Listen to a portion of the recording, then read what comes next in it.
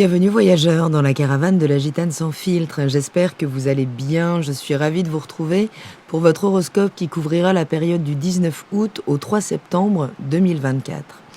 Nous allons regarder quels secteurs de vie sont impactés pendant cette pleine lune du 19 en fonction de votre signe, puis l'évolution de ce ciel en fonction des ingrès lunaires, c'est-à-dire les moments où la lune franchit la porte d'une nouvelle énergie du zodiaque. Alors si vous êtes Lion, ascendant Lion, ou si vous avez la lune dans le signe du Lion, eh bien cette pleine lune du 19 touche l'axe 7-1 de votre thème. Le soleil en Lion dans votre secteur 1 le rend extrêmement puissant, puisque il vous place vraiment au centre de l'attention pendant cette période. Ce placement, eh bien, il renforce l'identité, la confiance en vous peut-être, et le désir de vous démarquer. Vous pourriez vous sentir particulièrement aligné avec vos propres besoins et désirs, en cherchant à exprimer bien pleinement votre individualité. Mais la Lune est dans la maison 7, et elle met l'accent sur les relations interpersonnelles, sur les partenariats. Donc vous pourriez là vraiment avoir un besoin de détachement peut-être, d'indépendance dans les relations, avec une approche peut-être plus rationnelle, plus détachée. Vous êtes un signe particulièrement en lien avec les émotions, avec le cœur. Vous pouvez vous emballer très facilement. Et bien là, il s'agira peut-être de dépassionner un petit peu le débat, donc d'avoir une approche, plus pragmatique, un peu plus détaché des émotions dans le cadre des relations, justement. Donc vous pourriez là vous sentir attiré par des partenaires qui vont valoriser votre originalité, votre indépendance, mais ça pourrait aussi traduire des difficultés à vous engager émotionnellement de manière bien plus traditionnelle. Une pleine lune, c'est toujours un moment de tension, ici entre les besoins individuels du lion et ses relations avec les autres. Donc vous pourriez vous retrouver à jongler un petit peu entre un désir d'autonomie personnelle, mais le besoin néanmoins de maintenir des relations équilibrées. Donc vigilance, puisque ça pourrait se manifester par des conflits ou des déséquilibres dans les partenariats, où vous pourriez sentir que votre individualité est compromise, où on vous demande trop de concessions, ou au contraire, que vos relations, que certaines peut-être relations, ne répondent plus à vos attentes. Le soleil dans votre secteur 1 est conjoint à Mercure rétrograde et à Vesta dans ce même secteur. Bien, cette conjonction, elle peut suggérer une période de réflexion personnelle intense et vous pourriez être amené à réévaluer votre image de vous, votre manière de communiquer, peut-être la façon dont vous exprimez votre individualité. Mercure rétrograde invite à revenir aussi sur certaines situations peut-être ou sur des décisions passées. Il s'agirait d'apprendre à revoir peut-être la manière dont vous vous présentez au monde, en tout cas peut-être dans la formulation. Vesta est conjointe également avec le soleil et elle renforce l'idée du dévouement personnel. Donc là, vous pourriez vous sentir particulièrement concentré sur votre mission personnelle ou sur ce que vous considérez comme sacré dans votre vie. Il y a ici une énergie de purification où vous pourriez être appelé à vous concentrer sur ce qui est vraiment important pour vous, en éliminant ce qui ne sert plus votre développement personnel. Cette pleine lune est maîtrisée tout d'abord par Uranus, puisque Uranus maîtrise le signe du Verseau, mais au carré des deux luminaires. Et ce carré, puisque Uranus est dans le secteur de la carrière, va vous mettre en tension entre vos besoins émotionnels dans les relations et les exigences ou les bouleversements qui pourraient survenir là dans votre carrière, autour de votre réputation publique, parce que là, vous pourriez faire face à des changements quand même imprévus, ou à des révolutions soudaines là, dans vos ambitions, et ça pourrait affecter vos relations personnelles. Donc, ça pourrait être un moment un peu tendu pour concilier peut-être votre excentricité, votre originalité et les attentes émotionnelles des partenariats. Le soleil est également au carré croissant, lui, d'Uranus, ce qui nous pointe là encore une nouvelle tension entre identité personnelle, soleil en maison 1, et bouleversement dans la carrière ou la réputation, Uranus en maison 10. Donc vous pourriez ici aussi sentir une pression et devoir vous adapter à des changements professionnels ou des plans de carrière là qui pourraient vous amener des changements, des choses. Et ça pourrait créer une forme d'instabilité ou de défi face à votre ego. Saturne, qui est donc le deuxième maître de cette période, de cette pleine lune, rétrograde toujours dans le secteur 8 en Poisson, dans votre thème.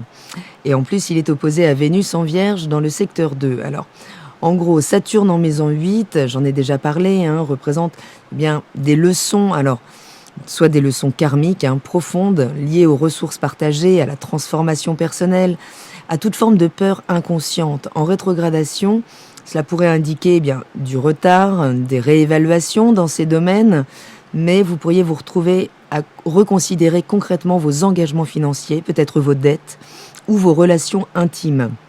Ce transit pourrait également évoquer des peurs, des insécurités qui pourraient remonter à la surface parce qu'elles demandent à être confrontées, à être transformées, ces peurs.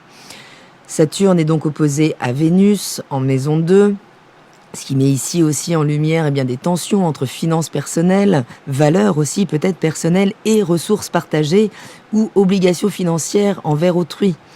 Donc là, vous pourriez sentir une lutte entre votre besoin de sécurité matérielle personnelle et les contraintes, les responsabilités imposées par les autres ou la maturité exigée aussi pour gérer vos ressources. Donc là, ce transit, il demande une forme de réconciliation entre les valeurs personnelles et les engagements partagés. Saturne est également en tension à la conjonction Jupiter-Mars dans le signe du Gémeaux, dans votre secteur 11, celui des réseaux amicaux, des projets collectifs, donc des amitiés ou des réseaux sociaux. Et là, vous pourriez vous sentir en tension entre certaines aspirations à la liberté dans les amitiés, à prendre plus d'autonomie, d'indépendance ou au sein des projets collectifs et certaines obligations ou restrictions dans les relations financières ou intimes. Donc là, vous pourriez être confronté aussi à des limitations dans vos relations sociales ou vous pourriez être dans des conflits entre vos désirs de croissance au sein du collectif, au sein de vos réseaux et certaines réalités matérielles. Vénus est donc également au carré de cette conjonction et donc vous amène ici aussi des tensions entre ces valeurs matérielles personnelles et vos ambitions ou les dynamiques au sein des groupes ou des amitiés.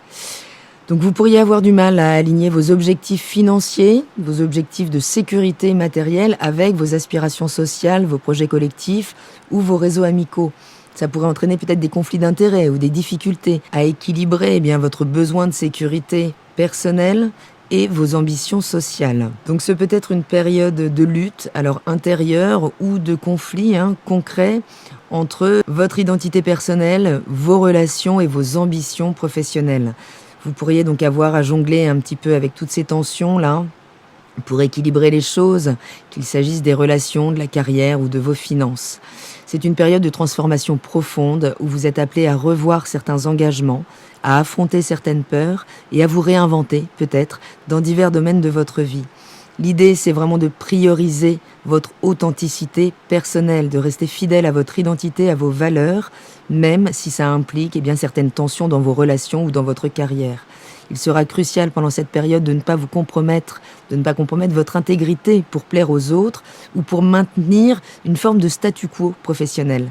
Donc oui, il y aura peut-être des tensions relationnelles à gérer en fonction des exigences des partenariats et surtout de l'écoute de votre besoin de liberté personnelle.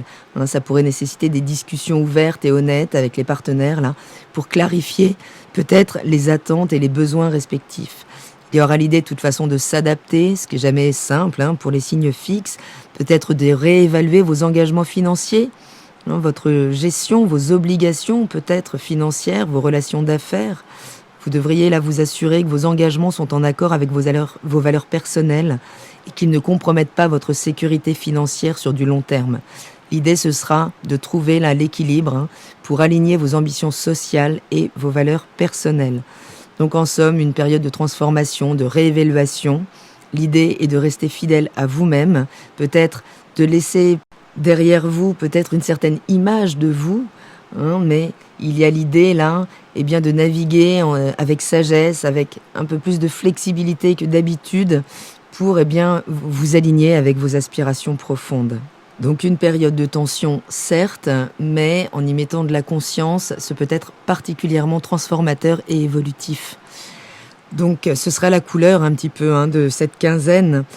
Mais allons voir maintenant, en fonction des ingrès lunaires, comment votre émotionnel va impacter certains secteurs de vie jusqu'à la prochaine nouvelle lune en Vierge. Alors le 20 août, à minuit 52 exactement, la lune passe dans le signe des Poissons. Et elle vient déclencher bien plus de sensibilité, un besoin de connexion, peut-être de fusion avec votre environnement. Vos besoins émotionnels, là, seront axés sur plus de compassion, d'empathie, d'évasion. Mais vous pourriez être confronté, en maison 8, à une forme de solitude intérieure, peut-être. Tout ça est là pour vous ouvrir donc à plus d'empathie vis-à-vis de vous et vis-à-vis des autres également. Le 22 août à 1h01 exactement, la Lune entre dans le signe du Bélier, dans votre secteur 9, où elle vous est plutôt favorable. Pendant 2 jours, vous pourriez être plus spontané. Alors attention entre spontanéité et impulsivité, puisque vous serez tourné vers l'action, vers l'initiative, vers l'indépendance aussi émotionnelle et peut-être de nouveaux défis. Donc vigilance, puisque vous pourriez avoir besoin d'exprimer vos émotions directement, mais cette lune est conjointe à Neptune, donc vigilance, ne prenez pas tout ce que vous témoignent vos émotions pour argent comptant. Il y a des choses à purifier dans ce secteur 9, donc en lien avec votre philosophie de vie, avec vos croyances, l'installation de vos croyances et tout ce qui va être en lien avec les grandes études, avec l'étranger, tout ce qui va vous permettre d'élargir vos horizons. Essayez de rester souple. Le 24 août à 2h01 exactement, la Lune passe dans le signe du Taureau et elle vient activer le secteur 10, donc le secteur de la carrière, des ambitions. Et c'est là où vous pourriez être un petit peu chahuté dans votre stabilité.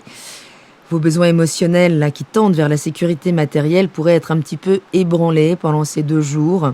Allez vers la constance affective. Travaillez vraiment là à pouvoir accepter les changements éventuels qui sont là pour vous réaligner avec vos désirs personnels. Le 26 août à 5h04, la Lune passera dans le signe du Gémeaux, dans le secteur 11. Et elle vient pendant 2 jours stimuler la communication. Alors au niveau des groupes, justement, des réseaux amicaux, des projets collaboratifs. Donc vous pourriez vous sentir beaucoup plus stimulé, peut-être avoir besoin d'exprimer là à nouveau verbalement vos émotions, mais vigilance puisqu'on a vu que ce secteur est un petit peu challengé et surtout Mercure rétrograde encore. Donc ça n'est pas encore le moment là de formuler les choses, il s'agit de les revoir intérieurement, de vraiment finir ce qui aurait pu être une introspection intérieure sur votre capacité à communiquer les choses qui peut être à revoir là pendant cette rétrogradation. Dès le 28 août à 10h48, la Lune passe dans le signe du Cancer, dans votre secteur 12, et elle va venir accentuer votre sensibilité, votre besoin de protection. Il y a l'idée de revenir vers plus de tendresse, peut-être se reconnecter au cocon familial, en tout cas se reconnecter aux racines. Le 30 août 2024 à 19h10, la Lune passe dans votre signe, dans votre secteur 1, où là, elle va favoriser l'expression de qui vous êtes, votre créativité. Vos besoins émotionnels, se tourneront autour de la reconnaissance, de l'admiration, de la générosité. Là, vous pourriez avoir besoin de briller pendant 2 jours, d'être au centre de l'attention, et c'est la reprise du mouvement direct de Mercure, donc les affaires reprennent. On est à nouveau à même de se faire entendre dans sa communication. Le 2 septembre à 5h49, la Lune passe dans le signe de la Vierge, dans votre secteur 2. Et effectivement, ce secteur 2, il est un petit peu bouleversé aussi pendant cette période. On parle de vos valeurs, de vos biens, de ce que vous possédez, de votre sécurité matérielle, qui vous demande d'aborder les choses avec plus de pragmatisme, en analysant davantage, puisque la Vierge vient purifier. Elle a besoin d'améliorer les choses. Donc il s'agit là de profiter d'abord de ces 2 jours, mais ensuite, avec cette nouvelle lune, de la possibilité de renouveler complètement votre approche en termes de productivité, en termes de valorisation de vos biens, de vos talents, de vos qualités. Donc la nouvelle lune en Vierge, elle permettra dès le 3 septembre de redynamiser complètement ce secteur de votre vie, mais en ayant une approche, je le disais, beaucoup plus pragmatique, en vous organisant, en purifiant, finalement peut-être grâce à Saturne, qui est dans le secteur 8, donc qui vous amène certaines frustrations au niveau matériel, mais qui vous permet de purifier les choses, d'affronter certaines peurs et de gagner en autonomie. Voilà, chers voyageurs, j'espère avoir un petit peu éclairé cette période. Prenez bien soin de vous. Vraiment, c'est un moment de challenge, puisque ça se fait quand même au carré de votre signe. Donc oui, des tensions, mais un potentiel extrêmement évolutif, je le rappelle. Prenez bien soin de vous, je vous dis à très bientôt dans la caravane de la Gitane sans filtre. Salut!